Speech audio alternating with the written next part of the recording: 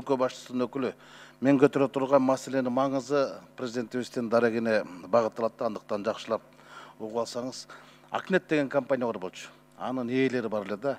Мен былтыр ушул жерден Акнет компаниясынын тегерегиндеги болуп жаткан кылмыш иштери боюнча маселени көтөрүп, ал тургай президентибиздин менен дагы анын аппарат башчысынын орун басары менен дагы сүйлөштүм эле.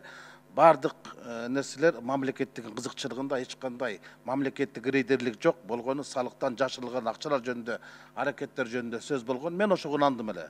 Мына 1 жылдан кийин мага азыр ошол Кубан Ажымудинов деген Акнетти түптөгөн, Акнеттик иштеген киши бүгүнкү күндө абакта жатат. Ачыгын айтканда азапта жатат. Ошол кишинин катын алдым, кайрылуу катын алдым. Жана анын атасы физика, математика илимдеринин кандидаты, окумуштуу Токон Ажымудиновдун президентибиз Сооронбай Шариповичке жазган катын алдым да.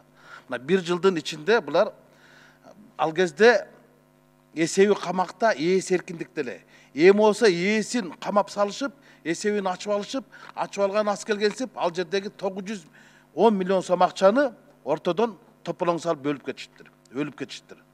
Мындайча айтканда кирешесине кирип кетишкен. Пойласына кирген, дойласына да кирип алган да. Мына ушул боюнча мен президентибизге болгон фактылардын бардыгын сиз аркылуу берип жиберине менден өтүнүштү.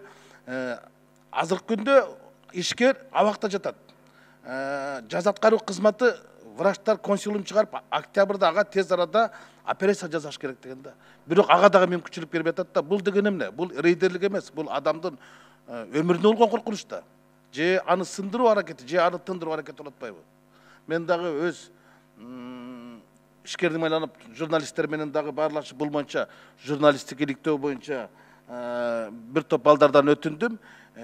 Бул жерде мамлекеттик деңгээлдеги рейдерлик мүлктү тартып алуу фактылары барбы, жокпу? Аны убакыт көрсөт. Кандай болгон күндө дагы мендеги документтер, же болбосо мендеги актылар, мендеги фактылардын бардыгы бул жерден ортодон адамдар пайда көрүү максатында ушул ишке барган алып турат да. Эми эсебин ачып алып, ичиндеги акчасын баарын алып кеткен бул рейдерликпи? Анан калса ал жерде азыр кимдер отурат? Ал жерде мурунку Мегакомдун башчысы отурат, мурунку мамлекеттик технологиянын башчысы, жетекчилер отурат. Мамлекеттик кызыкчылык болсо, алар мамлекеттикке салык өндүргөндөн кийин ишкерлерге киришпеш керек болчу да. А бүгүн ээсин түрмөгө камап, бээсин алып келип, союп, этин бөлүп кетишти да. Ушул маселени айтып коюн көрдүм. Мендеги документтердин бардыгын урматтуу президентке мен сиз аркылуу берип жиберем деп, анан өз көзөмөлүнө алат деп ишенем. Рахмат.